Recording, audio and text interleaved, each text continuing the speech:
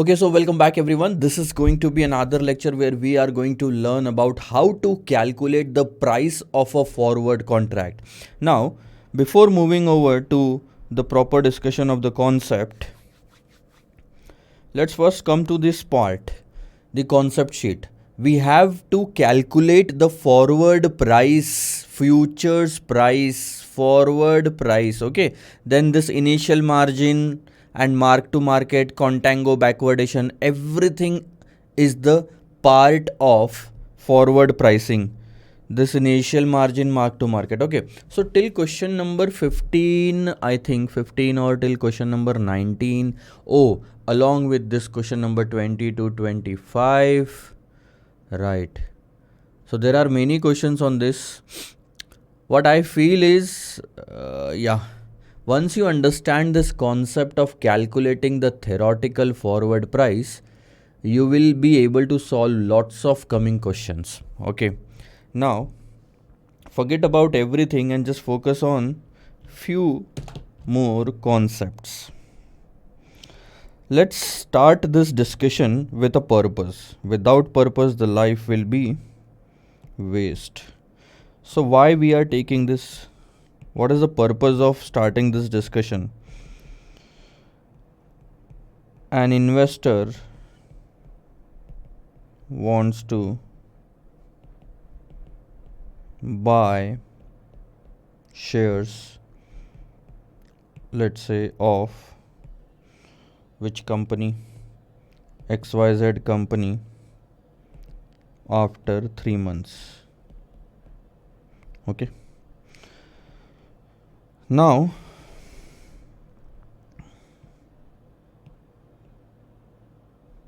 he has two options to do that. You know that. He has two options for the same. One of the option is to take transaction or take position in the spot market, and the other option is to take the position in the forward market and fix the price today itself. Okay, let's talk about the forward market straight away.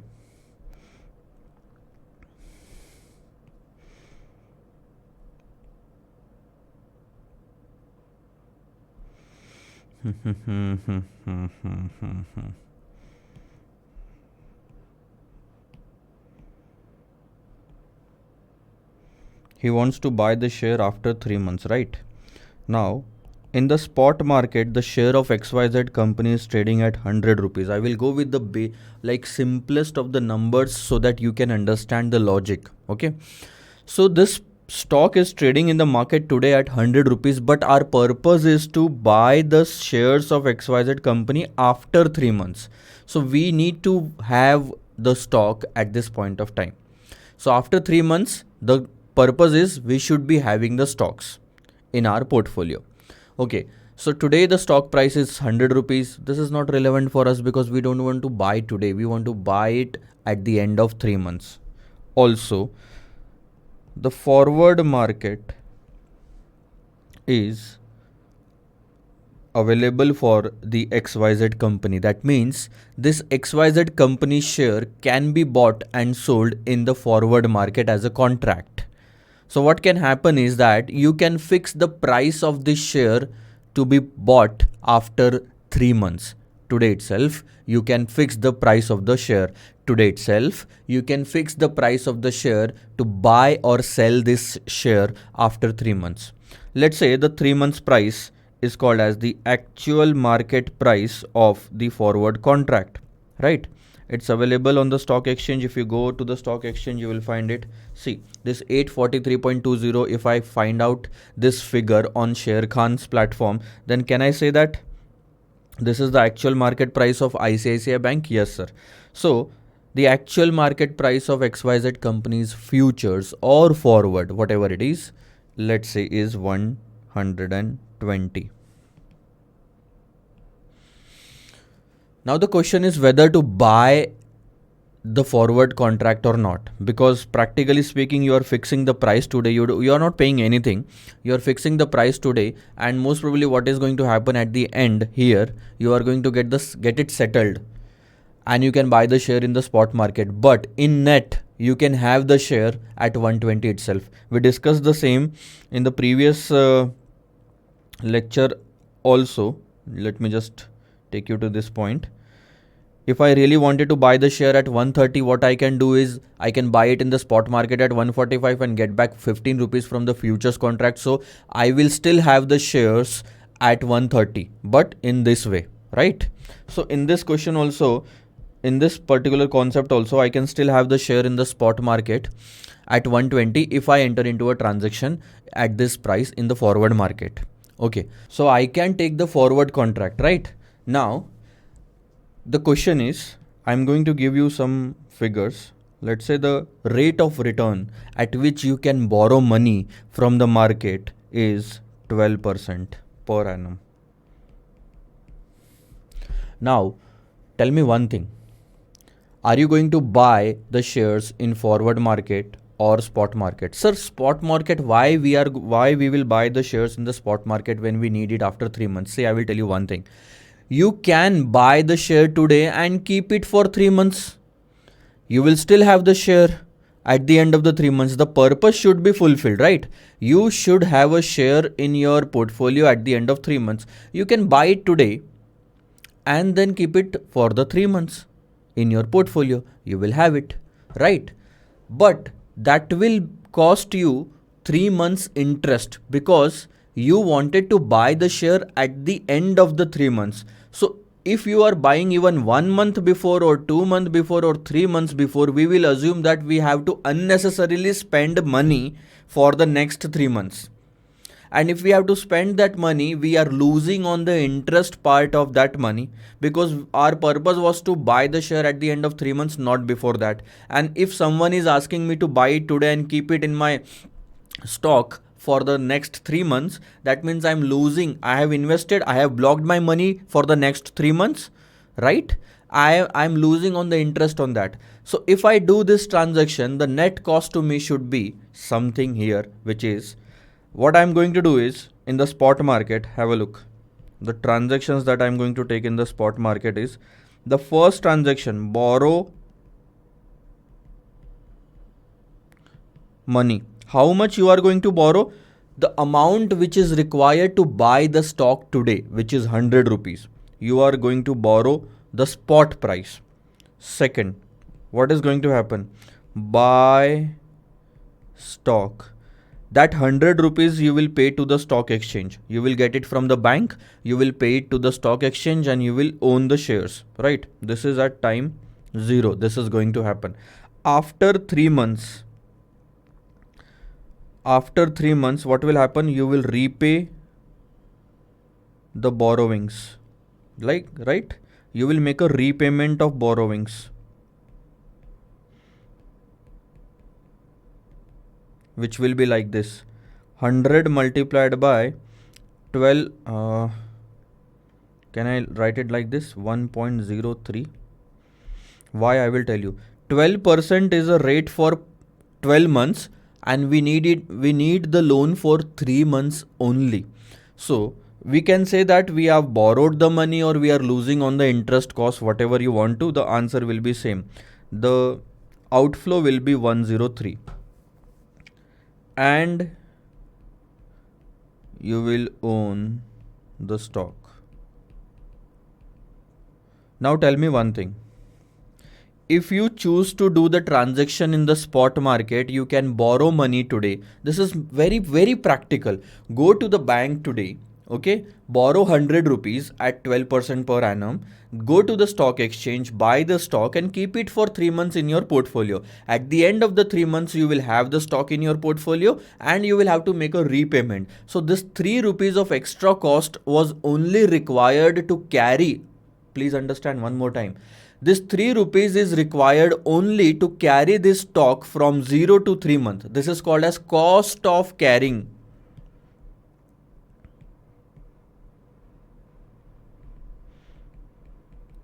Cost of carrying the stock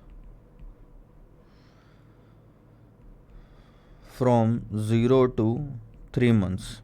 Or in other words, you can say holding cost. You have held the share for the 3 months unnecessarily when the purpose was not to have any share before 3 months. Holding cost, or you can say carrying cost. Okay, this interest cost is called as the carrying cost or the holding cost. Now, at the end of the 3 months, you have the shares with you and you have paid 103 rupees from your pocket. See, in the beginning, the net cash flow was zero, right? So you didn't pay anything at the start. You just borrowed money from somewhere, you bought the stock at somewhere, the net outflow was zero. And at the end of the 3 months, you have a outflow from your pocket worth 103 rupees and you still own the stock. If you go and do the transaction in the forward market, what is going to happen? It is going to cost you 120 rupees. I will tell you how. Let's take a couple of example. Let's say, for example, you take a forward contract at time 0. You take a forward contract at time 0. Take forward. In that, what is going to happen? You are going to fix the price at 120. So net cash flow is nothing in the forward contract. In the futures contract, there will be a cash flow which is going to be the initial margin if given in the question. If it is not given in the question, then the cash flow at the beginning will be zero, for one thing. If the initial margin is given in the question that okay, you have to pay 20% of 120 today, what are you going to do? You are going to borrow money, that 20 rupees, and pay to the stock exchange to take a position in the forward contract. So the 20 rupees you will borrow from the stock exchange, you will borrow from the bank and you will pay it to the stock exchange to open a position in the forward market. Okay, still the net cash flow will be zero. Okay, so the net cash flow at time 0 is 0. You have just started a position in the forward or futures market at this price. You have fixed the price at 120. Now what is going to happen? You can take any price of the spot market after 3 months. See, there will be something that is going to happen after 3 months. T is equal to 3 months.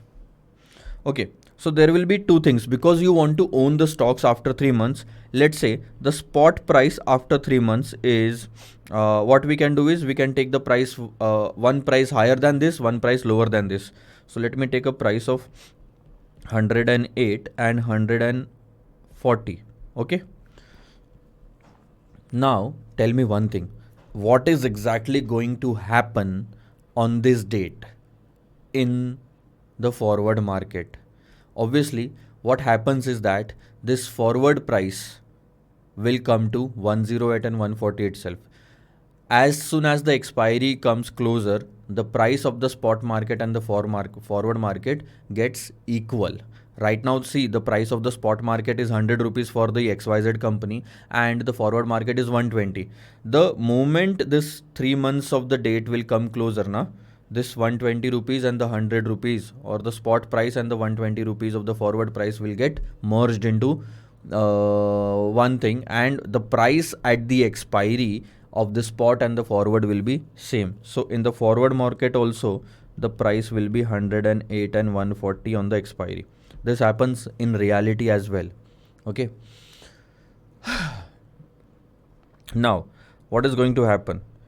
First thing, we are going to settle the forward contract that we have taken, right? We had opened a contract in that we agreed to buy the stock at 120 after 3 months. If the market price is going 108, we still have to buy the stock, right? So what is going to happen in the forward market? Cash settlement. We will have to pay 12 rupees extra because the price in the market is 108. We purchased at 120, we will be selling this forward contract at 108. That means we have to pay 12 rupees extra. That's a loss to us. So that's a loss to us. Let's say the spot price is 108 and 140. So I'm just giving you an example of what is going to happen in both the cases. In both the cases, right?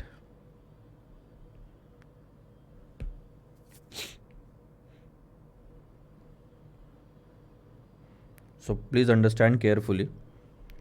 So you have settled the contract. The market price was 110, at which 108 at which you will be selling the forward contract. You have purchased the forward contract at 120, so your purchasing price is higher. That means there will be a loss to you for selling the settling the forward contract. Now what is going to happen? Buy stock at spot. Why? Because we want to own the stock. Our purpose is to own the stock. With by settling the forward contract, still we are not having the stock in our portfolio. So if we want to own the stock, we will be buying it at the market price. So the net cash outflow is 120, right? If the market price goes to 140 on that date, the forward price will also be 140 on that date, because the forward contract is expiring today. This is the last day, right? If it is expiring today, it will not be different than the spot market's price. Okay, what happens? I will tell you. I will just show you the graph.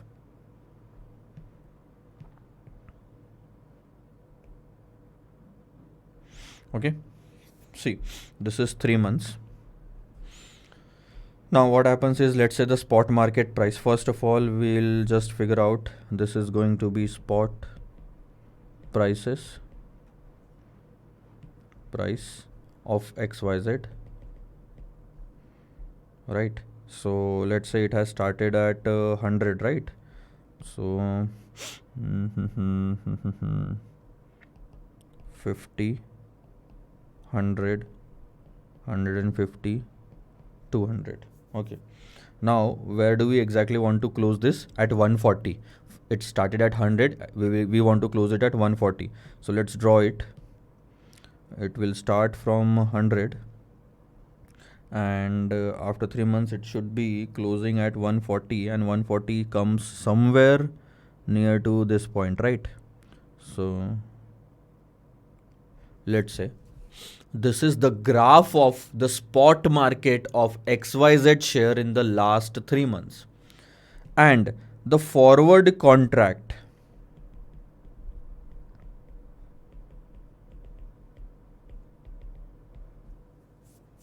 forward price of XYZ, forward, or you can say futures price of XYZ started at 120.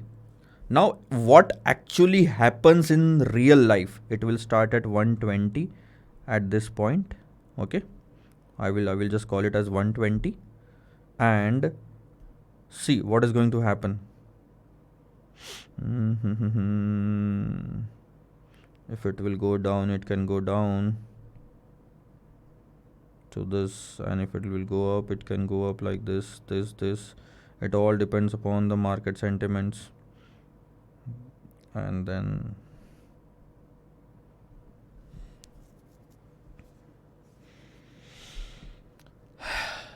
this is what is going to happen in reality.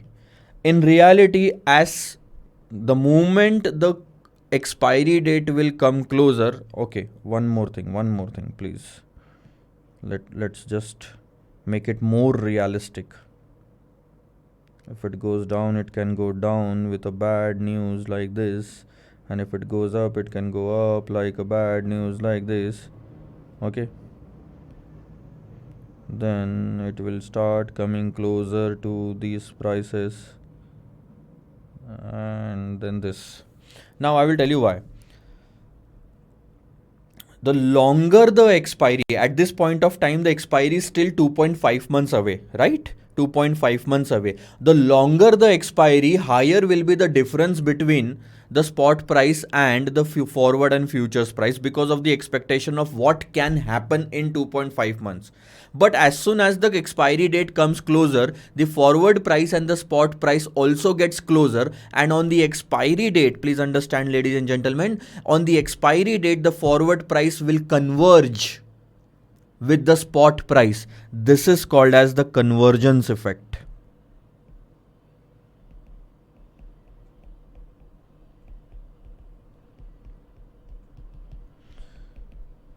It means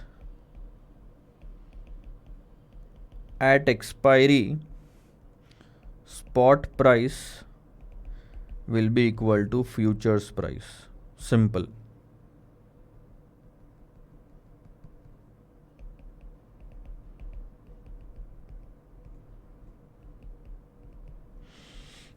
Okay, got it? So that's why I have written. There is no need to be specified. There is no need to be specified about these figures in the question. We will come across some questions where we will have to write down that okay, spot price on the expiry date is 140, then futures price will also be 140 because we have learned this concept in the SFM class.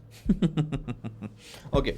So what happens if the market price on the spot price, market price on the expiry is 140? It's very simple, sir. You had agreed in the forward contract that you will buy the stock at 120, and if today the market price is 140 in the spot market, the forward price will also be 140.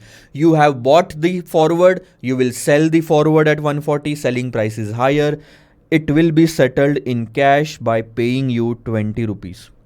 But you still want to own the stock, you will go to the market and you will pay 140 whatever the price is. So the net cash outflow to own the stock is 120 rupees itself. What does that mean? The conclusion that I wanted to give you was very simple. I wanted to say that if you take a forward contract today, no matter what the price is at the expiry, no matter what is the price of the XYZ company is share in the spot market is at the expiry, you will still end up paying 120 rupees in net. See, in this case also 120, in this case also 120, you can take any price, the outflow will always be 120. Now coming back to the purpose, you wanted to own the stocks at the end of 3 months, right? I gave you two options. You can take some position in the spot market and hold the stocks for the 3 months and at the end of the 3 months you can see you have the stock, you will still own the stocks by paying and by giving an outflow of 103 rupees. And in the forward market also, if you take the position, if you ignore this market today and if you take the position in the forward market, what happens is at the end of the 3 months you still own the stock. I will just copy paste this. And you own the stock. See, you still own the stock here because you have purchased it in the stock market, and but the net outflow is 120. Now tell me one thing, which option is more preferable? In both the options, you had the stocks, you own the stocks, right? If you take some position for in the spot market also today and in the forward market also today, you still own the stock, but the outflow in the spot market is lesser than the thing that happened in the forward market. That means what? This price was wrong. This 120 rupees price quoted at 0 point was wrong. It was overcharged to you. So if I have taken a position in the spot market, let's say for example, this is Mayank Kothari, this first part which has been taken by the transaction which has been taken is by Mayank Kothari. I have some space or not. Let me just check once. I will just make it more clear now.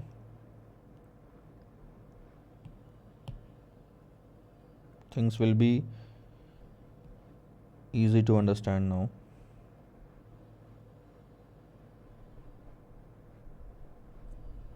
See.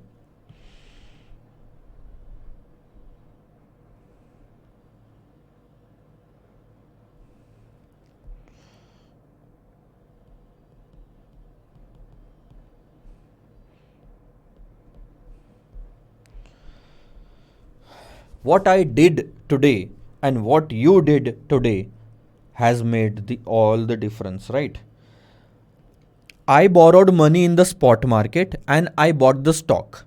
With that, zero cash outflow. At the end of the 3 months, I repaid the amounts the amount that I borrowed with interest. That's the outflow from my pocket. And I still own the stock because I had purchased it 3 months back itself. I have not sold it right now. Okay. I still own the stocks and I have repaid. So that means at the end of the 3 months, this stock is costing me around 103 rupees. Okay. Now what you did, you took the forward contract at 120 rupees. You took the forward contract, and took the forward contract means you bought the forward contract. You had a long position in the forward contract. Why long position? Because you wanted to buy the share at the end of the 3 months. So if you wanted to buy the share, buy forward. Sell the share, sell forward. Okay. So you bought the forward contract at 120. That means you fixed the price to be paid at the end of the 3 months, not today. So in the beginning, the cash outflow for both of us is zero. In the beginning, the cash outflow for both of us is zero, right? That's very clear. But at the end of the 3 months, what you did, you settled the forward contracts. If the market price is 108, you will have to pay 12 rupees extra because the agreed price was 120. If the market price is 140, you will have a gain of 20 rupees because the agreed price was 120 itself. So the stock exchange will pay you 20 rupees in this case. You will pay to the stock exchange 12 rupees in this case, and you will go to the market to buy the stock. You are buying the stock at the end of the 3 months at whatever the spot price is. 108, 108, 140, 140. But the net cost or the net cash outflow to you is 120, whatever may be the market price. Okay, that's called as hedging. That's called as fixing the price today itself. And that's actually happened at the end of the 3 months. You fixed it at the beginning, and that actually happened at the end of the 3 months. Now, the outflow for you is 120 rupees and you own the stock. For me, 103 rupees and I own the stock. Who is at a better side? I am at a better side. Why? I told you why. I am telling you why. Because when this quotation was given to both of us, I calculated the theoretical price of this forward contract. This is the actual market price, but I did not rely on that. I did not rely on that, and I did my research. I said to myself, this price of 120 rupees, is it correct price? Is this forward contract correctly valued in the market, or someone is charging me higher price? I did my calculation. I calculated the theoretical price, and I found out that this price is overly charged. That means the forward contract is overvalued, and that's why overvalued items should not be purchased. That's why I did not purchase this forward contract at the beginning, and you did, because you did not do your research. I did my research by calculating the theoretical market price. Now we are going to do the same thing that we did in the security valuation chapter, portfolio management chapter. We are going to find out what should be the theoretical value of the forward contract today. This 120 represents the price after 3 months. Calculate the theoretical price of it and compare it with the actual market price of 120, and then find out whether this forward contract is overvalued or undervalued. If and only if, mark my words, if and only if this forward contract is undervalued, then you should go for that transaction, which you did. But if it is overvalued, don't do that. Then instead you can buy the stock in the spot market and hold it for 3 months. The holding cost is 3 rupees. You can say the overvalued, it is 17 rupees overvalued. We can say that, because I am paying 103 for the same thing and you are paying 120 for the same thing. So you have paid 17 rupees extra. And let me tell you one thing. What is the theoretical price for this 120? What is the theoretical price of this forward contract, sir? 103 itself. 103 itself is a theoretical price. That means we can calculate the forward market's theoretical price of a particular stock based on the data given in the spot market. This 100 rupees was given in the spot market. This 12% rate is given in the spot market. So there is a simple way to calculate the theoretical price of this forward contract. Go to the spot market and find out, if you do the same transaction in the spot market to own the share at the end of the 3 months, how much it is going to cost you. It is going to cost you 103 rupees. And tell me one thing, if everyone has this knowledge of this theoretical calculation of the theoretical price, who is going to buy this forward contract? No one. Everyone would suggest to take the transaction in the spot market. No one is going to buy this forward contract at 120. The demand of the forward contract will go down, and subsequently the price of this 120 will go down, and it keep going down. It will keep going down unless and until it reaches to 103 rupees. At least it has to come to this level, and at that time you can do the transaction in the forward contract also. It has to come down. So let me just write down few things here.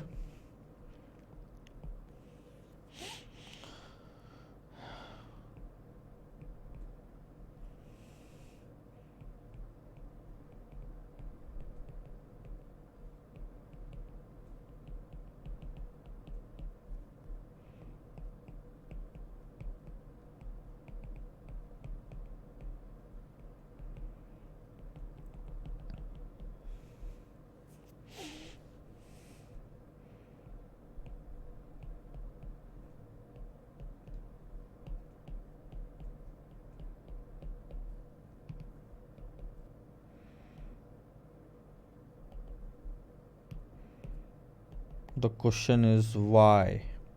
Why did you lose?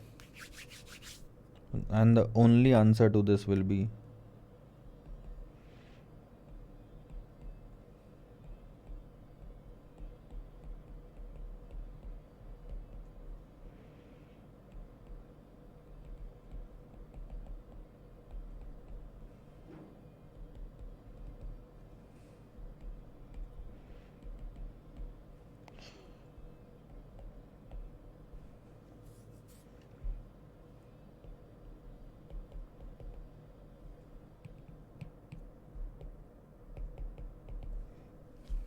okay.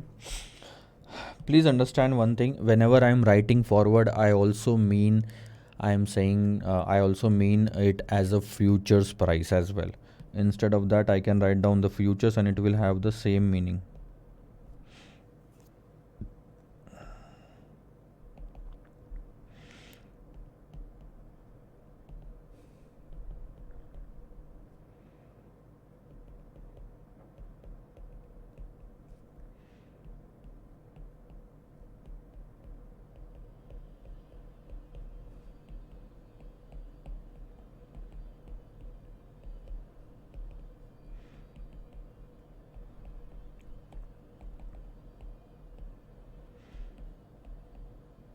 How to know whether we are overcharged or undercharged in the forward or futures market? This is what you are going to keep in mind forever, because you did the mistake here.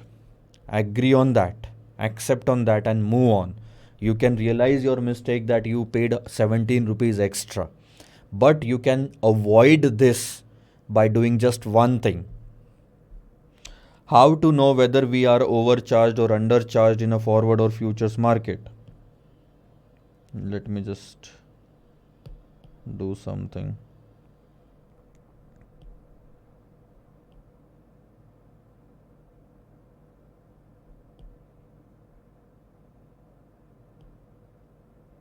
Just saving on the space.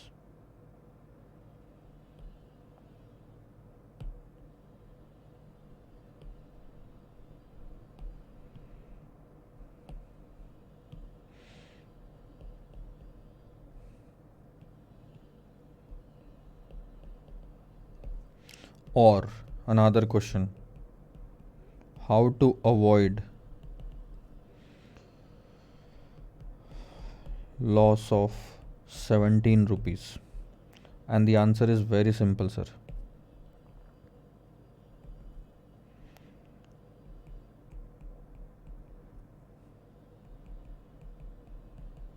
Before entering into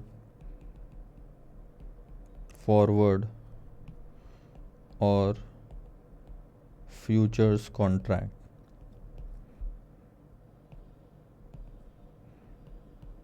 calculate theoretical market price of the same theoretical market price. Then once you calculate it, compare it with actual market price, and now the two things will open up. If actual market price is less than theoretical market price, let's say the actual market price was 120 and the theoretical market price comes to 150, we will say that forward is undervalued. Why undervalued? Because if I do the transaction in the spot market, it will cost me 150 rupees to have the stock at the end of the 3 months. But I can do it in the forward market at 120 itself. So I will prefer to pay less amount. See, you can have the stock in this market. You can have the stock by doing the transaction in forward market, and you can have the stock by doing the transaction in the spot market also, but it will cost you 150 there and it will cost you 120 there. You decide where exactly you want to take the transaction to own the stock. Obviously actual market price in the forward market. So if the forward is undervalued, then only buy forward. Okay. Now, if the actual market price is greater than theoretical market price, which was the case in our scenario, which was like this 120 and 103, at that time, what exactly you are going to say? That forward is overvalued. And in that case, whether you are going to buy the forward or not, no, sir. I will suggest you to sell the forward. Do not buy it. What you exactly did is, in case of overvaluation, you bought the forward, and that's the first step which was totally wrong, and that's why you ended up paying extra amount, right? Okay. So this is what is. Now I will just come to the major part, theoretical market price. How to calculate the theoretical market price? This theoretical market price is nothing but what you would have paid in the spot market for the same thing. Okay. It's not a particular formula, it's a concept that you need to remember. Theoretical market price.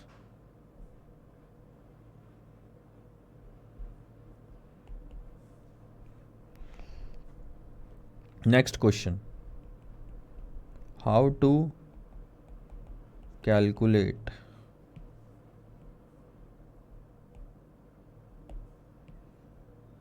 theoretical market price?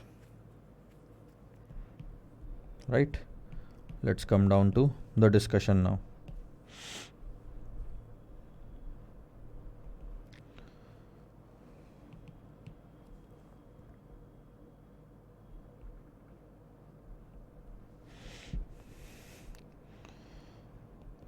Theoretical market price of forward or futures is nothing but what we would have paid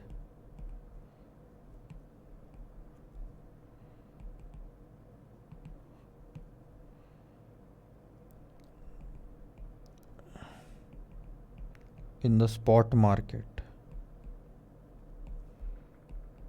for achieving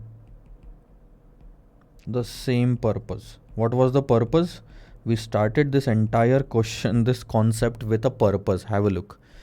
The purpose was, an investor wants to buy shares of XYZ company after 3 months. That means he should have the shares at the end of the 3 months in his portfolio. So for the same purpose, if we do some transaction in the spot market, the outflow of the spot market becomes the theoretical price of the futures market. Okay.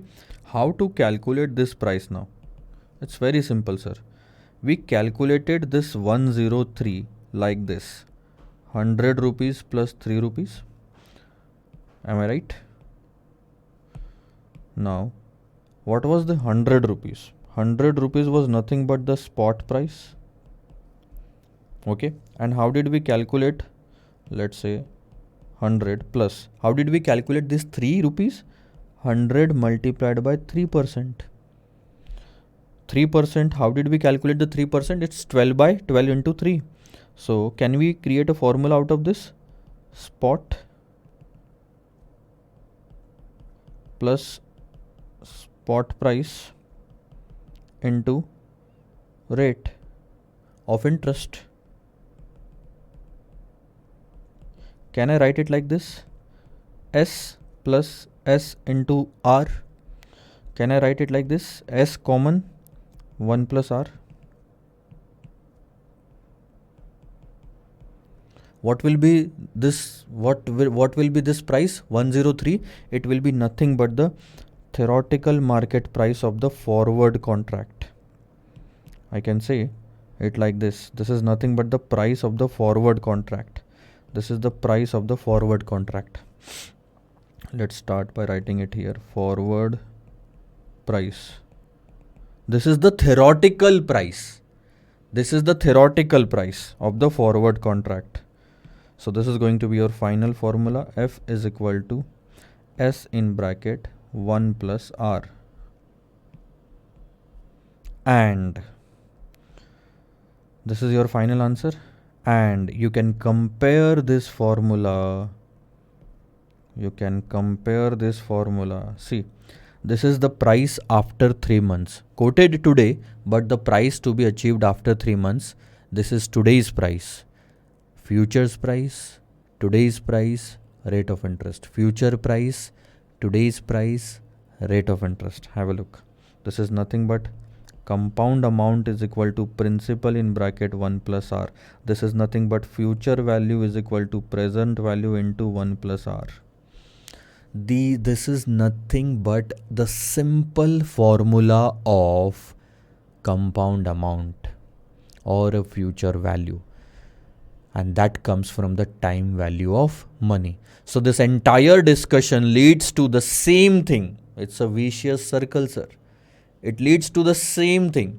But you understand the concept. Do not memorize the formula. You understand the concept because there will be certain changes in the formulas because I am going to introduce few more things in the same concept. The concept is the theoretical market price of the forward and future is nothing but what we would have paid in the spot market for achieving the same purpose.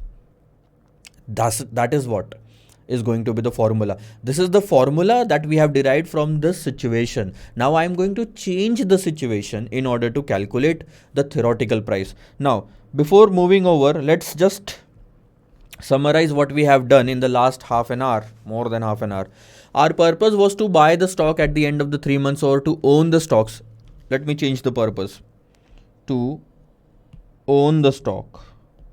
Own shares of XYZ company after 3 months. At the end of the 3 months, we should be owning the stock. So it doesn't matter whether I have to buy it today or after 3 months or after 1 month, 2 months. But at the end of the 3 months, I should have the stock. Okay.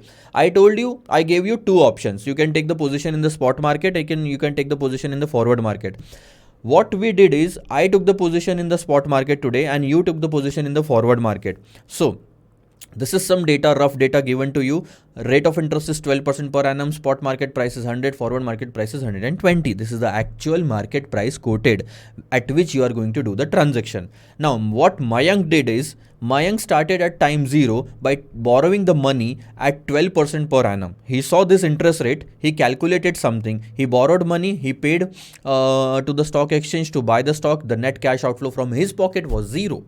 At the end of the 3 months, he repaid that borrowings at with interest 103 rupees and you still own the stock. You own the stock at this time, at this point of time, because you bought it at time 0. Okay. Let me just remove this and you own the stock. That's better.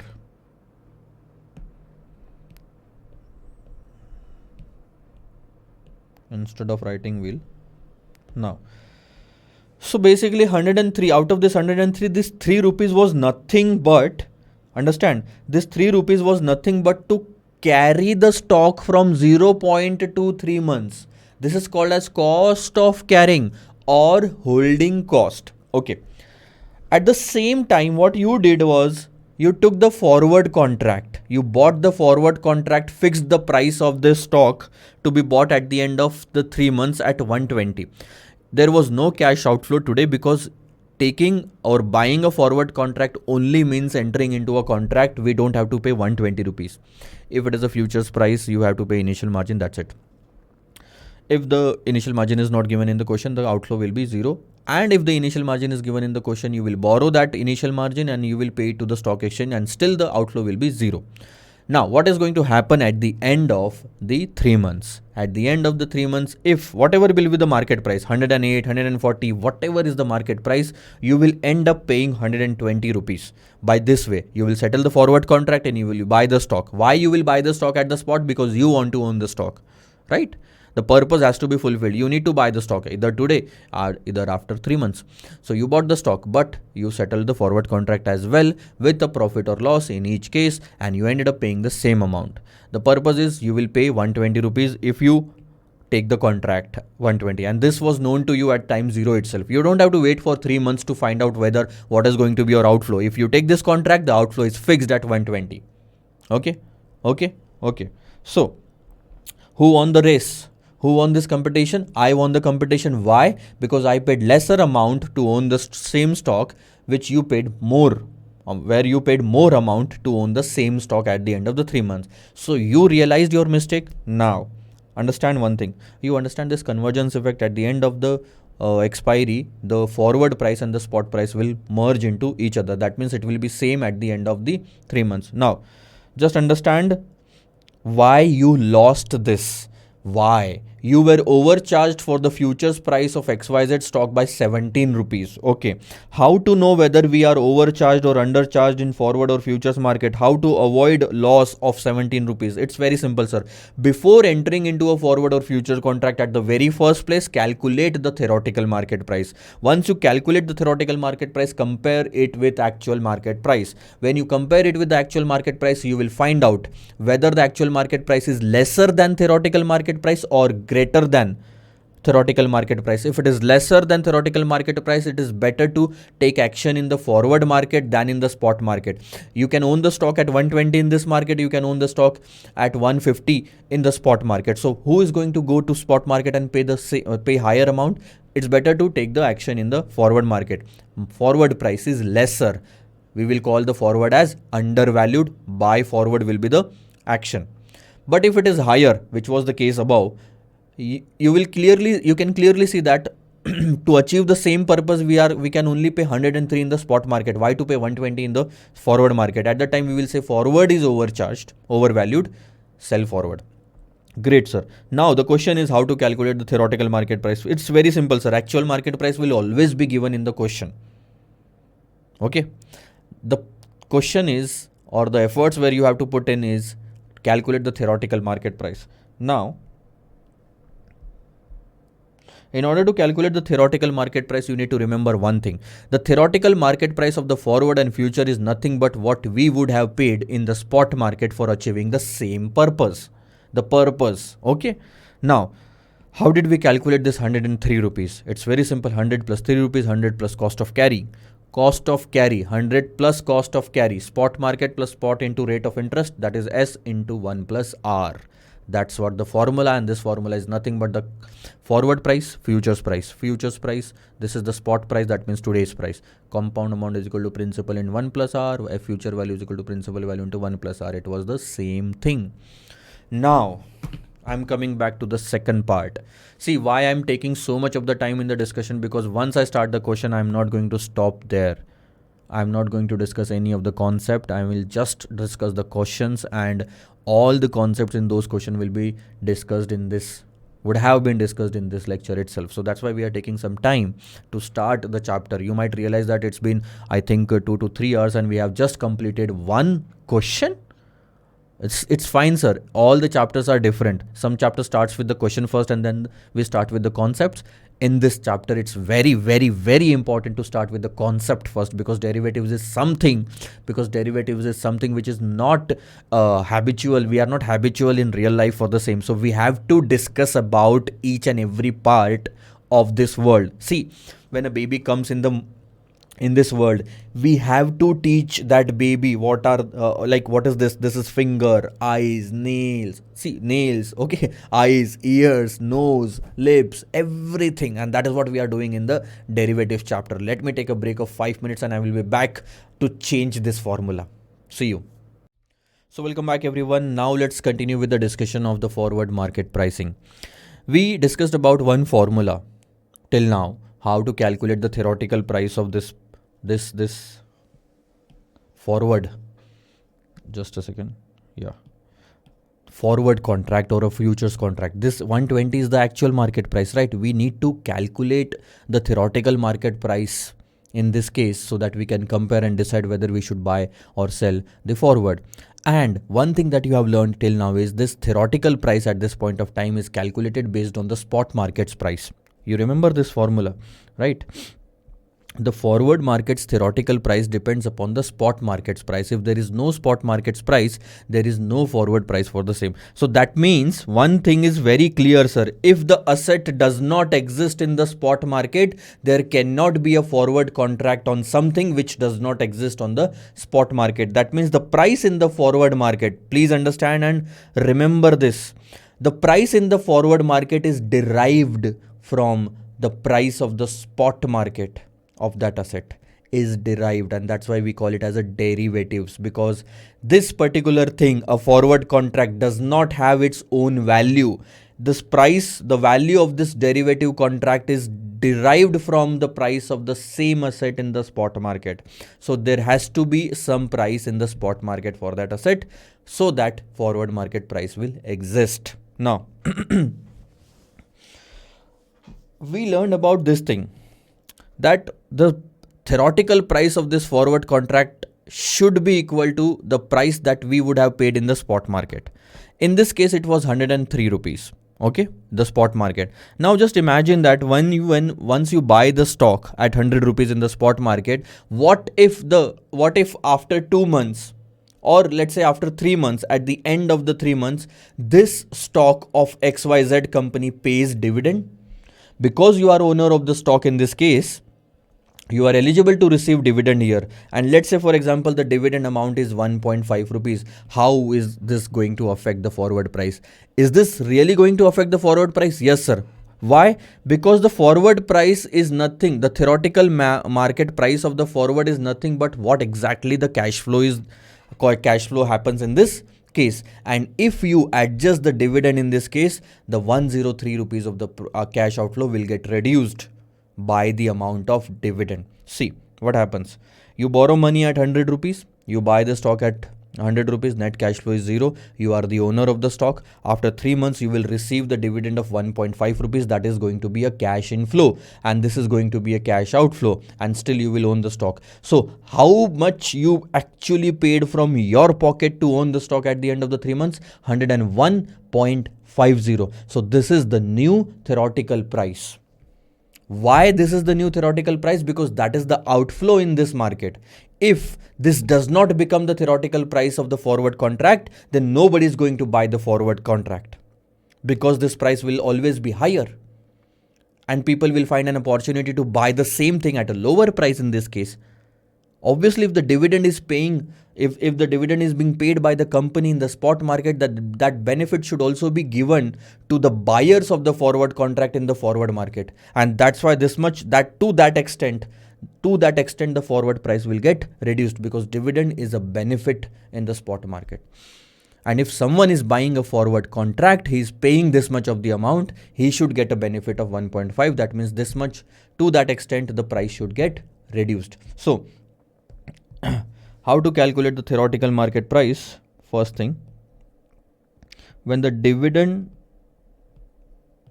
is given at the end of 3 months, and that's rupees 1.50.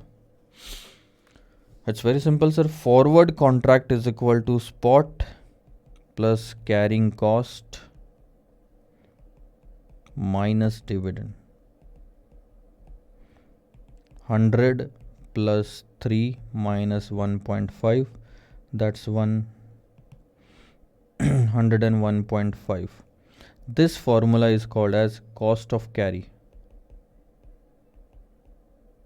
Okay, that's a simple formula which you can convert it into S in bracket 1 plus. Have a look. Rate of interest minus dividend. Okay. Understand, the spot market, this price of 100 is at time 0, but when you multiply it with 3%, it becomes this entire transaction, this entire value becomes the value at the end of 3 months. The dividend is also at the end of 3 months. This is also at the end of 3 months. We can add or less both the things. Okay.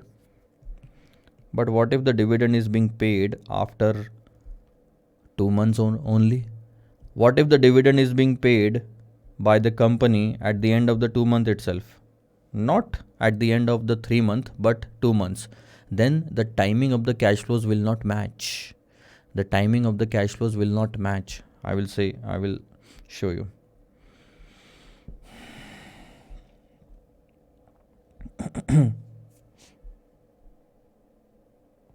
Second part is also related to D1, dividend.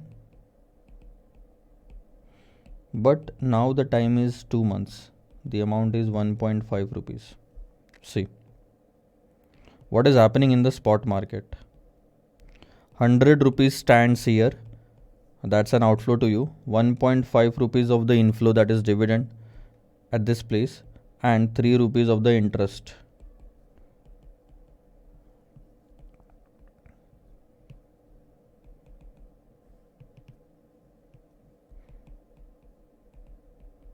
Dividend, interest. Can you add this figure or deduct this figure in this one? No, sir, because the timing is different. Now what we have to do is we have to bring this cash flow at either 0 point of time or 3rd month's end, whatever you want to do. If you bring this cash flow 1.50 at 0 point of time, then you will have to bring all the other cash flows till this point, because forward contract is a price at this point of time, right? So what you can do in this case is very simple. Spot in bracket 1 plus R. Keep this as it is. 100 in bracket 1.03. That means you are bringing this 100 rupees till the end of the 3 months. Now, there are two things that you can do in this case.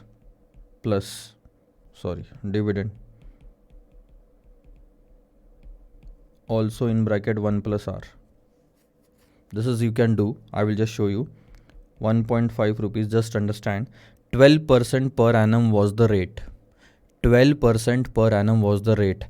In order to bring this, see what you exactly did with the 100 rupees is you brought it to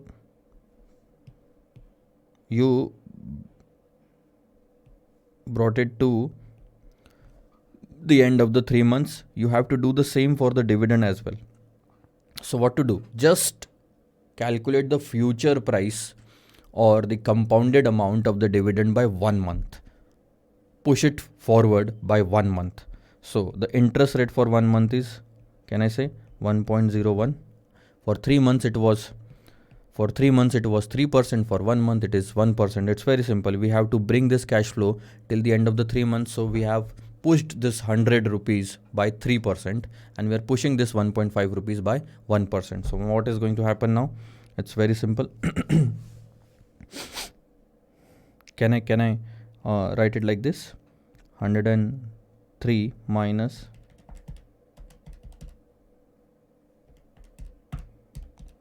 1.5 into 1.01, 1.515, and the answer will be 101.485. Okay. Or there is another way you can do the same calculation. Let me just show you. This is the timeline.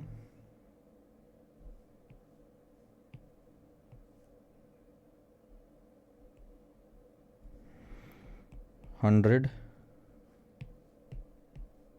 1.5.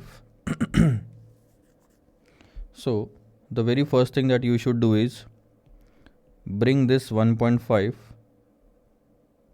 to 0th point. So basically you are discounting it by 2% because you are bringing it back by 2 months. So this is going to happen 1.02 because you are bringing it back by 2 months and the 2 months interest rate is 2%. And what will happen then? 1.50 divided by 1.02, it becomes 1.47. So can I add or deduct? Can I adjust this 1.47 with 100 now? Yes, sir. You can do it because both of them are at the same point. So we will just deduct because this will be a cash outflow to us. This is going to be a cash inflow. Dividend will get deducted from the cost and the net price will be 98.53. Right? But this is just today's price. We want a forward price. At that time, you take this net amount till the end of 3 months. Multiply it with 1.03. 98.53 multiplied by 1.03 gives you 101.49. 485 in fact. So you can see that this is also giving you the same answer. Same answer. See, this is the first step. I will just show you the steps. In the first part, the steps were like this. Bring 100 to the end of the 3 months. Bring dividend also till the end of the 3 months and then adjust both of them. What we did in this case is we first brought the dividend to the present value, then adjusted that dividend with the 100 rupees of the spot price, and then the net price was brought forward to the end of the 3 months. So can you create a formula for this? F is equal to, have a look, S minus present value of I. I means the dividend. See, spot price 100 minus present value of I, which is 1.47. The net amount will be 98.53 and then multiply it with 1 plus R. You will get the same answer. So either you bring this dividend back to the present value, adjust all the figures and then take net figure till the end of the 3 months, or you take individual figure till the end of the 3 months. The ultimate purpose is every cash flow should represent its own time. And the net cash flow, whatever is going to be, it should be at the end of the 3 months because the purpose is to own the stock at this point, not before that. So whatever is the cash flow, we need to show that what will be the net cash flow at this point of time and still owning the stock. So if you are receiving, please understand, if you are receiving dividend at any point of time, meanwhile, you have two options. You can bring that forward till the end of the 3 months or the expiry, or you can bring that backwards, adjust it with the spot price and then take the net figure till the end of the 3 months. Both the answers are going to give you the same answer, 101.485, 101.485. Okay. Now, you have learned two things. I will just summarize. First formula was very simple, spot in bracket 1 plus R, very simple. Then the second formula is spot in bracket 1 plus R minus dividend. This was when the dividend was paid at the expiry. Third formula, S in bracket 1 plus R minus dividend in bracket 1 plus R if it is paid before 3 months at any point of time. Okay. And the another option for the same thing is S minus present value of dividend in bracket 1 plus R. And this is the same if the dividend is paid anytime before 3 months. You get the formulas? It's very simple. We are adjusting the dividend. See, either you deduct the dividend at the end of the 3rd month, or you take it to the 3rd month and then deduct it. Or you take it to the present value, present time, and then take it to the 3rd month. So basically all these cash flows are going to till the end of the 3rd month itself. All the cash flows. This was when you learned that the dividend will be given in rupees. If the dividend is given in rupees, what if the dividend is given in yield? Yield. Just imagine. 1 A, B, this was C. Let's take this one, D. Dividend is given to you, okay, and that too at the end of the 3 months. Let's take it normally. So this is going to be simple, but it is given in the form of yield, which is 3% per annum. What are you going to do now? Or instead of 3%, let's take it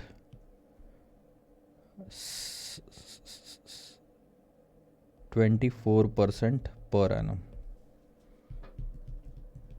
Now calculate the forward price. You need to understand one thing. This is dividend rate or yield. This is dividend yield which is applicable on the market price, which was 100 rupees. Now have a look. This is very critical to understand. So focus on this thing. 1, 2. The spot price is 100 rupees here. Okay. What matters the most is the amount of dividend to be declared here. Okay.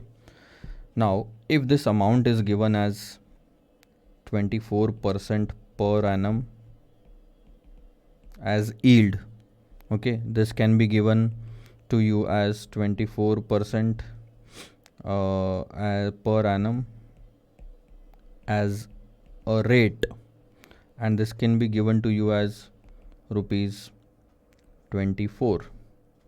Okay. Now,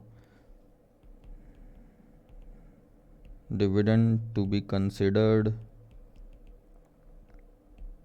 in formula. Please understand this carefully.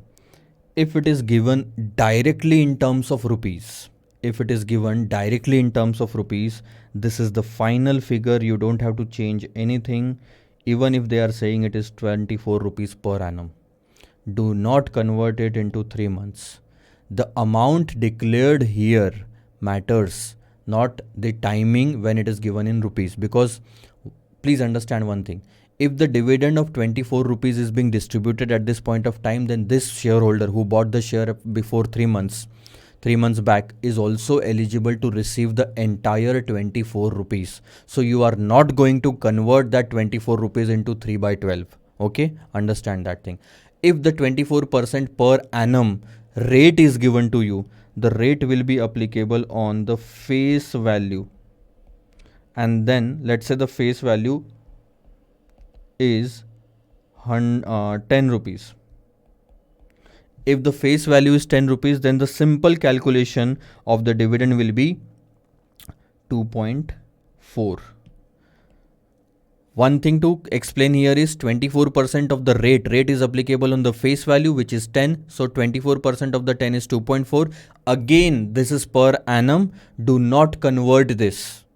Do not make it 3 by 12.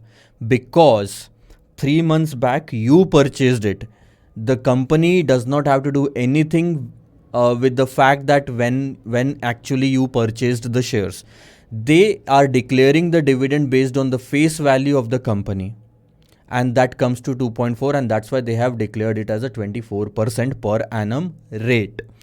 Only and only if the yield is given to you, which is exactly calculated based on your price on which you are buying the stock, and then only you will have to convert that amount to 3 months figure. See, if the yield is given as 24%, then you are going to calculate it like this: 100 into 24% into 3 by 12. That comes to 6 rupees. Now understand the difference. You might ask that, sir, all the rates 24% per annum, 24% per annum, rupees 24 per annum. In all the 3 cases, per annum is written, but you only converted this dividend in 3 months time. That means 3 by 12. Why not to convert this into 3 by 12 and this into 3 by 12? I will tell you one thing. When the dividend is declared, what matters the most at any particular point of time is its value in terms of rupees. So it's very much clear when they say 24 rupees per annum, that means the entire 24 rupees per annum will be given to all the shareholders who were on the record date in the register. So this shareholder, whether he has, even if he has purchased the shares only 3 months back, if the rupees is been declared, he is eligible to receive entire 24 rupees. Okay, although the company might have declared it in the last 1 year only. From this date to the last 12 months, they have declared it for rupees 24. But that does not matter either to the company or to the shareholder as well. Whenever the shareholder has purchased the share, he is eligible to receive entire 24 rupees on in his account. That's why you are not going to convert this into 3 by 12. The company is not going to look when a particular shareholder has purchased the share so that we can give him only that much of the dividend. No, that is not going to happen. So if the amount is given, entire 24 rupees is to be received by this person. Then if the dividend rate is given, that means the company is now looking at the face value. So that means they wanted to say that our rupee value is 2.4.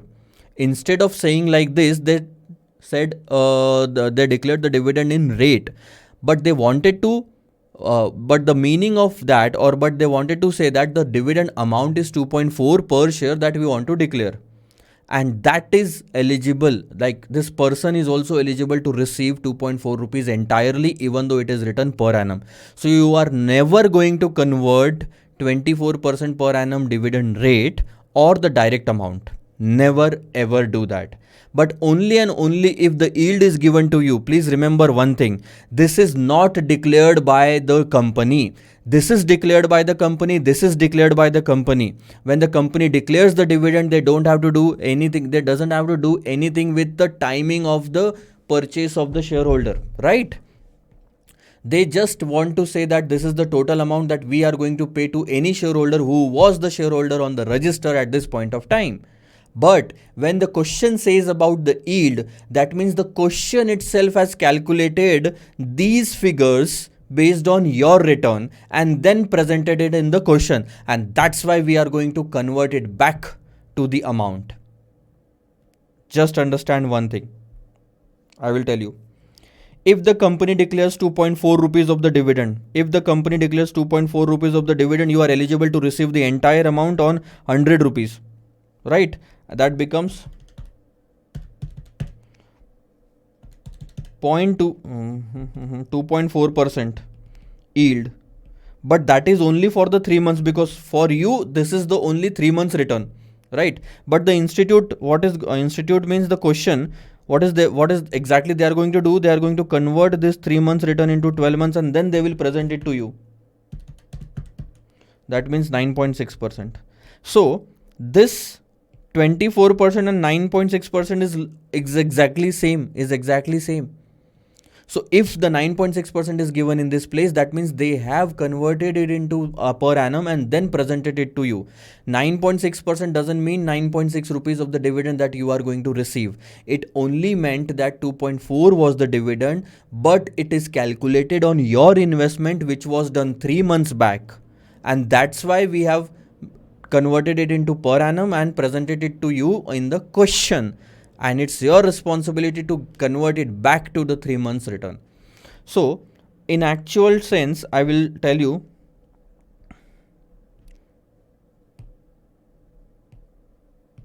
in actual sense, in this case, if the company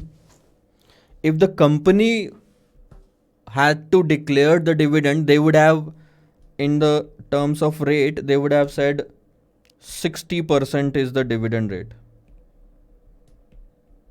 Instead of 24% per annum on yield, they would have said 60% dividend rate will be there. So 60% of 10 rupees, 6.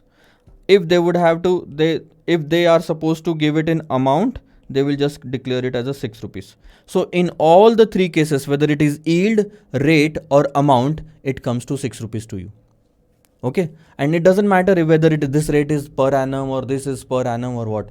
The amount matters the most. At the end of the day, what I want to say is that please understand, this is declared by the company. This is declared by the company. This is not declared by the company, because any company will never calculate the dividend that they are declaring based on your investment, because every second there will be a new buyer and a seller. Company has no responsibility to do such kind of a calculation. And even after that, if some calculations are given in the question, that means the question itself has converted this 2.4 based on your 100 rupees and the time, and then presented it to you, so that when you do the reverse calculation, it should come to 2.4 only in this case, or 24 only in this case, and 6 rupees in this case. Again, I will just present the same answer to you in 3 different formats. Let's take this one. If they had to declare, if the company was in this case, okay, if the company were to declare the dividend rate, they would have said 60% per annum rate. And in this case, they would have said rupees 6 per annum dividend. So now understand, if this is the item which is given in the question, this is the information given in the question, you are going to convert that into your time and write 6 rupees as the dividend. If this is given, do not convert, take the entire 6 rupees. If this is given, do not convert, take the entire 6 rupees, because at the end of the day, the company wanted to declare 6 rupees. It's just the matter of presentation. So per annum has no relation with your investment. First of all, this per annum, the company's per annum has no relation with your investment. The company's per annum has no relation with your investment. Only the yields per annum, which is not declared by the company, has some relation with your 100 rupees. So this is the problem that you are going to face. Let's see. Now there are 2 methods to solve this question, and we are going to continue with this part. 24 rupees, 24% per annum, that means the yield comes to 6 rupees. Forward price is equal to spot price in bracket 1 plus R minus dividend. See, spot price 1 plus R minus spot price into, have a look.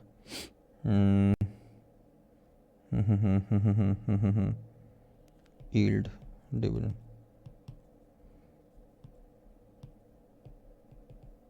Yield. So that's S in bracket, or we can write down 100 in bracket 1 plus 0.03 minus 100 in bracket yield for 3 months only, because we have already written, we are not taking time separately here, right? So we are just converting whatever the rate is into 3 months, and we will convert that one also into whatever the 3 months rate will be. So 24% into 3 months, 24 into 3 by 12, 6. Can I write down like this? 6% calculated like this, 24% into 3 by 12. This is your yield for the 3 months, right? So one more thing that you can do here is, you can take the 100 rupees out of the bracket and 1 plus rate minus yield. This is again one of the formula, 1 plus rate minus yield, because this rate is also applicable on the spot price, that is your investment. This yield is also applicable on your investment. Rate is also for the 3 months, yield is also for the 3 months. So if both the things are applicable for on the same amount, then why not to adjust both of them? See,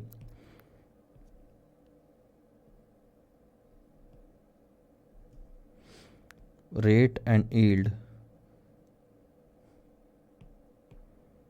just a second, rate and yield, let's see, both of them are applied on the spot price, right? Both of them are calculated for 3 months, So that means we can adjust both of them and then do the calculation. Have a look. 100 in bracket 1 plus 0.03 minus 0.06. Okay, that means 100 in bracket 0.97, that means 97 rupees will be our forward price, and it's absolutely fine if it is going below 100 rupees. It's absolutely fine. Okay, so this is going to be your final answer. Did you know how to, do you get that, how to adjust the yield? So this is all and all the formulas are. So let's write down the summary. In short, we have learned a lot till now and still there are a couple of things pending. So first of all, sir, in a normal compounding, we were looking at all these formulas. The first formula without dividend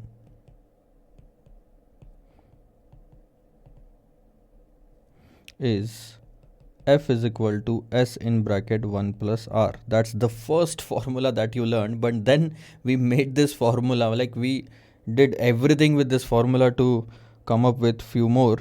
Then let's say the dividend is given.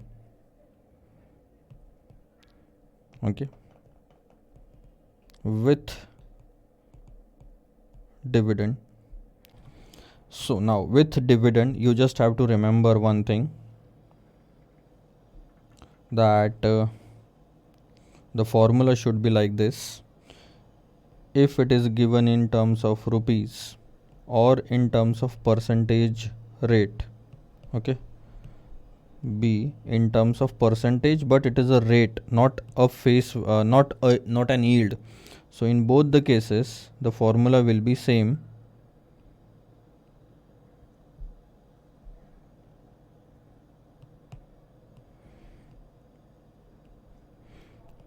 F is equal to S in bracket, or we can say S minus present value of dividend in bracket 1 plus R.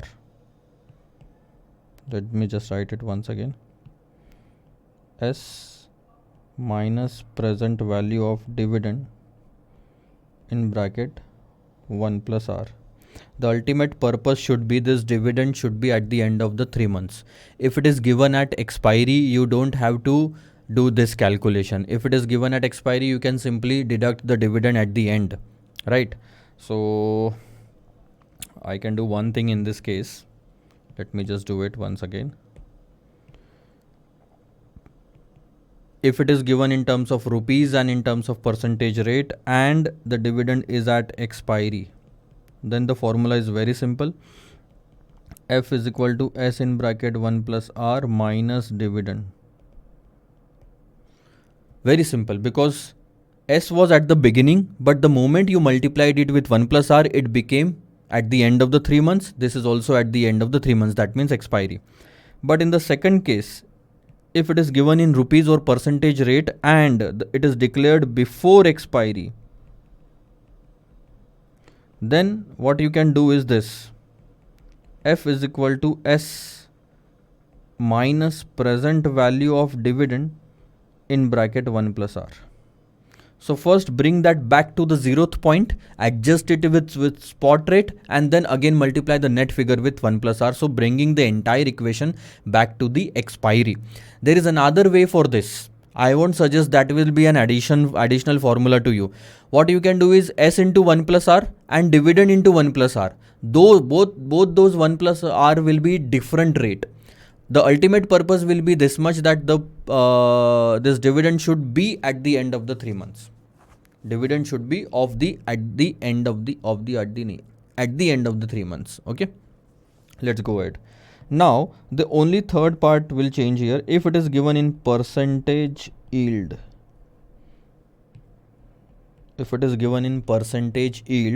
first of all at expiry, the formula will be F is equal to S in bracket 1 plus R minus Y. R minus Y. This rate is also of the 3 months. This yield will also of the 3 months. This will get converted now. if it is given in per annum. In this case, if the rupees is given in per annum, if the percentage is given in per annum, do not convert that into the respective time. But yield is given in per annum, convert that into respective time. I will also just make sure that it is given in written. If the yield percentage is given, yield is applicable on the spot price, please understand. Okay. And if the dividend is being declared before expiry, then you will have to follow this S minus present value of dividend in bracket 1 plus R. See, I will tell you one thing. This is one formula that you can follow for all the situations. Do not just get worried about, oh, so much of the formula, sir, how to remember.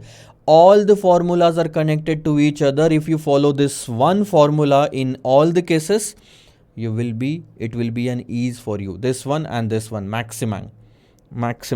So this is the only formula that you need to follow. If I want to explain it, this is the only formula that you have to follow. Simple and good, but it's not that easy. Present value of dividend, if it is percentage yield, then you have to convert that amount. So we'll look at in the questions. Okay, now let's move on to this part.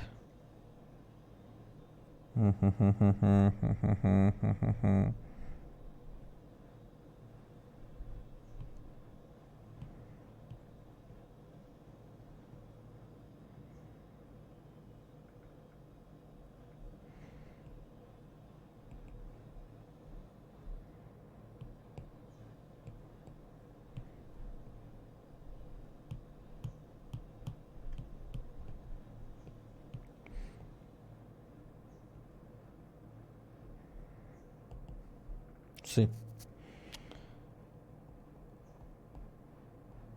if it is given in per annum and if this is given in per annum,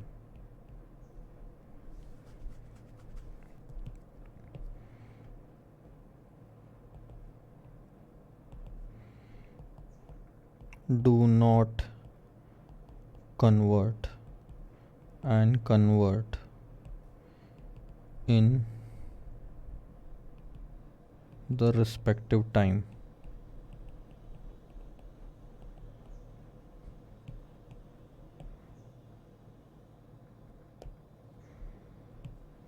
For the expiry period, it's very good to write for the expiry period.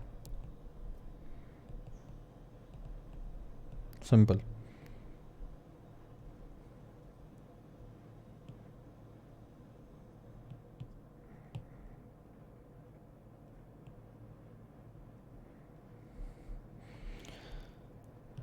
And I will tell you the reason once again.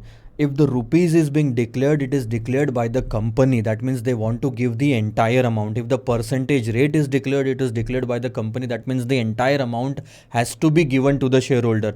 But this does not mean the entire amount has to be given to the shareholder, because yield is never declared by the company, because yield matters from the point of view of the investor, and the question has calculated that yield and given in the question. That's why we have to get it back to the expiry period. So that's why we convert that yield in that 3 months time, but we never convert the rupees or percentage per rate, even if it is given in per annum. Okay, that's the summary of all those things. And the one last thing which is very, very, very important: if there is a normal compounding, we have followed this formula for normal compounding, right? But what happens if there is a continuous compounding? Now, what is continuous compounding, sir? I will tell you. Continuous compounding is something where the rate or the cash flows gets compounded continuously. Not on the daily basis, not on the weekly basis, not on the quarterly basis or yearly basis. It is continuously compounded, and that's why we use e to the power RT in that case. R means the rate of interest per annum and T is the time. It's not 1 plus R. We do not use 1 plus R. Instead of 1 plus R, to the power t, we use e to the power rt. Okay, so let me just explain you. In forward contract, cash flows are, or we can say cash flows are settled at the expiry only. But what happens when you start the forward contract now? The settlement will happen only at the expiry. That means only cash flow that will happen will be at the expiry. Okay. Now, but in future contract, which is basically exchange traded,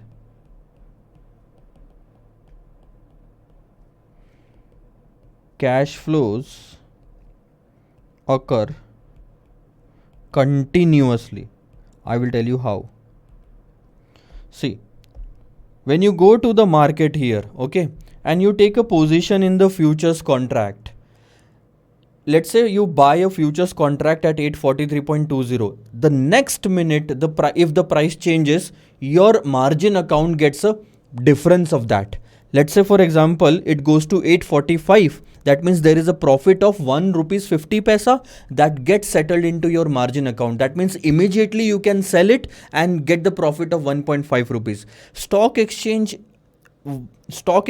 has made this entire system of futures contract automatic.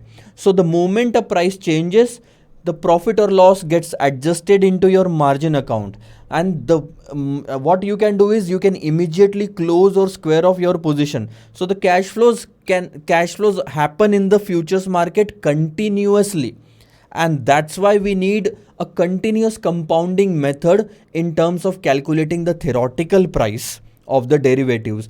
And at that time you don't have to change any of the formulas. In this case, if the cash flows are continuous, the value of E will be given to you in the question. And if it is given in the question, instead of using 1 plus R, you will have to use E to the power RT. E to the power RT. That means continuous compounding rate. Let's take an example. Earlier you had this formula of 1 plus C, S in bracket 1 plus R. Okay. And that was 100 in bracket 1.03, and that gave you the answer of 103. But if you go with the continuous compounding rate, it will be written like this. Instead of 1 plus R, you will have to write down E to the power R. You can write down the T, or you can just forget it if you can convert this into 3 months rate. Okay. This T is not an extra amount. This T can be written in this case also. But let's have a look. S in bracket E to the power 12% is the per annum rate. T means 3 by 12. Ultimately, it is nothing but 100 into E to the power 0.03. See, 100 into 1.03 or 100 into E to the power 0.03. There will be a slight deviation in the answer because of the continuous compounding. The value of E in the mathematics that you need to remember is 2.7183. Okay, how to calculate 2.7183 to the power 0.03? It's very simple, sir. Put it on the calculator, press the square root button 12 times, then then minus 1, multiply by 0.03 plus 1, multiply and equal to 12 times. But you don't have to worry about this thing, because the question will give you this data of to the power 0.03, E to the power R. The data and the value of that will be given to you in the question. Still, I am calculating in this part. 2.7183, 12 times square root, 1, 2, 3, 4, 5, 6, 7, 8, 9, 10, 11, 12, minus 1 into 0.03 plus 1 into equal to 12 times 2, 3, 4, 5, 6, 7, 8, 9, 10, 11, 12. That comes to 1.0305. So 100 multiplied by 1.0305, That's 103.05. See, okay, so all in all, this is what you have to consider. If the value of E are given in the question, instead of using one normal compounding, use the continuous compounding. The reason behind that is forward contracts are only settled at the expiry, and at that time normal compounding is okay, but it is practically wrong to use 1 plus R. That means normal compounding in case of a futures contract, which are continuously compounding, where the cash flows happen continuously, and that's why continuous compounding is more appropriate for the futures contract. Although in the questions, institute has not made any difference in the forward contract and the futures contract. So my suggestion to you, whether it is a question of the forward contract or the futures contract, make sure that if nothing is given in the question, if the E value is not given in the question, use normal compounding. If the E value is given in the question, use continuous compounding. Okay. See, if the question is of forward or future, doesn't matter, pricing, find out value of E is given, is not given. If it is not given, use normal compounding. If it is given, that means they want you to use that. This will be continuous compounding. Use continuous compounding. 1 plus R and e to the power RT. Simple enough. Now the formula will be like this in case of continuous compounding. It's very simple. F into F is equal to S into e to the power RT when there is no dividend.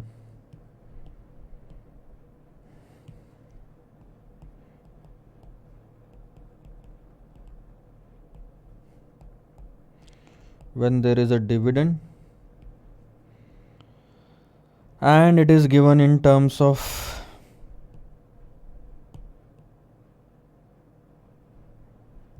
rupees and percentage rate, in terms of rupees or percentage rate, you have to make sure that you are using this formula S, and that too at expiry, right? Let's summarize this. S minus present value of dividend into e to the power RT. Just replace that 1 plus R. And if it is given in terms of percentage yield, then F is equal to, please understand, S into e to the power R minus YT. See, you are deducting it from the rate of interest, because this rate is applicable on the spot, yield is also applicable on the spot, rate is converted in the expiry period, yield is also converted in the expiry period, and this. So you can just net off. In this case also you did the same thing, right? R minus Y, you can see it here, R minus Y. In this case also you will do the same thing, but it will be a continuous compounding rate. That's it. So all in all, you need to remember only two formulas. In this case, this R minus Y and this one. So no need to worry about anything. The moment you will start solving the question, you will understand it. Now I think we have finished every discussion on the forward and the futures pricing as well. So let me just summarize everything to you from the very beginning of this lecture. We started with a purpose that investor wants to own the shares of XYZ company after 3 months, and for that purpose there were two options: do the transaction in the spot market or do it in the forward market. Okay, and we took some example that rate of interest is 12% per annum, spot market rate is 100, and the forward market rate for the same stock is 120. This is the actual market price of the forward contract. Okay, and we took two different ways. I solved it. I took the position in the spot market, borrowed money, bought the stock, net cash flow was 0. And at the end of the 3 months, I repaid the amount at 103. I repaid the amount of the borrowings with interest at 103 and still was owning the stock. Okay. But at the same time, you, instead of buying the stock in the spot market, you just entered into a contract in the forward market. You paid nothing. See, the cash flow to you was also 0. It was 0 for me also. But after 3 months, what actually happened, whatever the market price is, so the net cash flow for you will be 120 rupees. And then we realized that I was also owning the stock, you were also owning the stock at the same time, but I paid only 103 rupees, you paid 120 rupees. I won the game, you lost the game, you paid 17 rupees more. Why? How to solve this problem? You realized your mistake, and then we started a discussion of how we can avoid this loss of 17 rupees. See, you lost the game. Why? You were overcharged for the futures price of XYZ stock by 17 rupees. How to know whether we are overcharged or undercharged in forward and futures market? How to avoid the loss of 17 rupees? It's very simple. Before entering into a forward or futures contract, calculate the theoretical market price and then compare that theoretical market price with the actual market price. If the actual market price is less than the theoretical price, we will call that the forward is undervalued. It is available in the market at a cheaper rate. Buy that forward. You will be at a profit. If the actual market price is higher than the theoretical market price, which was the case in the example that we discussed, forward will be treated as an overvalued. Do not buy it, instead sell it. And that's where you made the mistake. You bought that forward when the action that was supposed to be taken is sell. Okay, then comes the question, sir, actual market price will be given in the question. That's not a problem. We can find it out in the market as well. But how to calculate the theoretical market price? How to calculate the theoretical market price? It's very simple, sir. The theoretical market price for the forward contract is nothing but the value that we would have paid in the spot market for achieving the same purpose. Okay.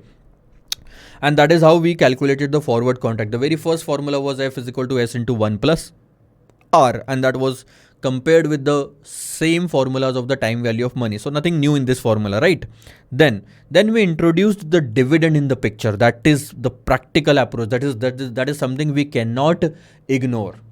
If the dividend is paid by the company in this example, we will have to adjust the dividend in case of the spot market transaction. That means the dividend will be an inflow, and to that extent the outflow at the end of the 3 months will get reduced. So if the dividend is being paid at 1.5 rupees, the net cash outflow will be 101.50 rupees and still owning the stock. And that should become the forward price. That means the dividend has to be in the formula of the forward contract price. Okay, so we introduced that formula. If the dividend is paid at the end of the 3 months at 1.50 rupees, it's simply you can deduct that amount, S into 1 plus R minus dividend. Okay, if it is paid at the end of 2 months, that means before expiry, then what you have to do is either you can take this forward by 1 month, you can take this forward by 3 months and then adjust both of them, or you can bring this 1.5 rupees to, see, you can bring this 1.5 rupees first to the spot price, adjust it with the spot price, and then take the net price to the end of the expiry. Both the ways you will get the same answer, 101.485, 101.485. Okay, then we summarize this. The normal formula is this. If the dividend is paid at expiry, you can just deduct it straight away. If the dividend is being paid before expiry, you can use this formula or this formula. My suggestion is to just stick to this formula in all the 4-5 cases. It's very simple, sir. If the dividend is not in the question, you will put 0 here. Automatically this formula will become this one. And otherwise also this formula will give you the same answer. So instead of remembering all the 4 answers, just stick to this one. Okay. Then we started with this one more thing. If the dividend is given in terms of yield, 24% per annum, then see, I took the example of spot price of 100 rupees. Amount is like if the dividend is being declared here and the dividend is declared in terms of yield, rate and actual figure.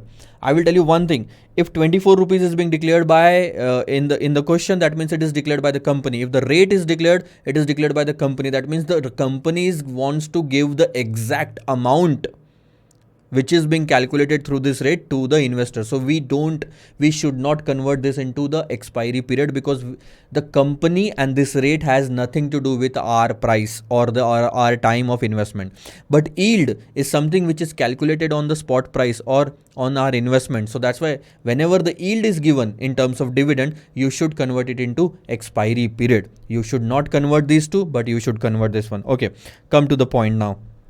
You can use this formula 1 plus R minus Y. 1 plus R minus Y. Why we deduct it from the R? Because R is applied on the spot price, Y is also applied on the spot price. Y means the dividend yield. And this is calculated for the expiry period. This is also calculated for the expiry period. So the base of both of them are same, and that's why we can adjust both of them.